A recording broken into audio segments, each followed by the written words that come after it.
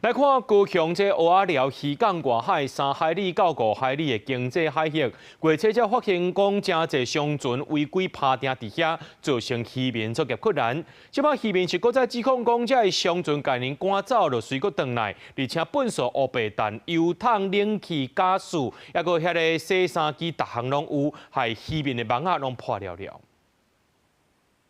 伊啊，换迄上船弹的油漆桶啊，咧铁啊，咧乌白弹啊。高雄主管渔民11来到蚵仔寮渔港外海掠鱼，不过网仔游起来是一堆粪扫，鱼也无掠到，网仔嘛加害了了。渔民讲，几落只外海商船趴伫遐唔走，唔那海紧放网仔，就爱闪来闪去，粪扫嘛好袂离。最近我就去捞到一台冷气啊，卡车嘛有啊，就船上用的煮的饭的东西坏掉的东西都往海里丢，这样。网仔一届收起拢爱万外啊，敢若早人讲你都爱几工，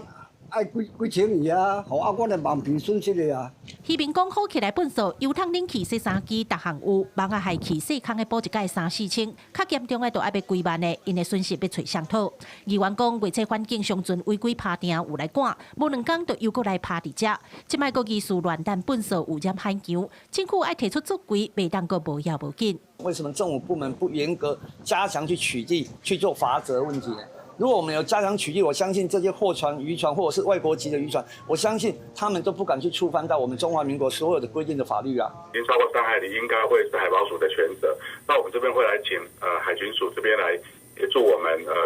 至少要到那附近海域看一下，该取缔、该处罚的，我们就是要依规定办理。 议员认为，商船趴定伫经济海域唔走，疑似是为着要省入港趴船的费用。不过，若是连粪扫就凊彩弹落海，就伤超过啊！毋望有关单位会当来斗3工，保障渔民脱害权益。记者柯家珠、柯兆勇、高阳昌报道。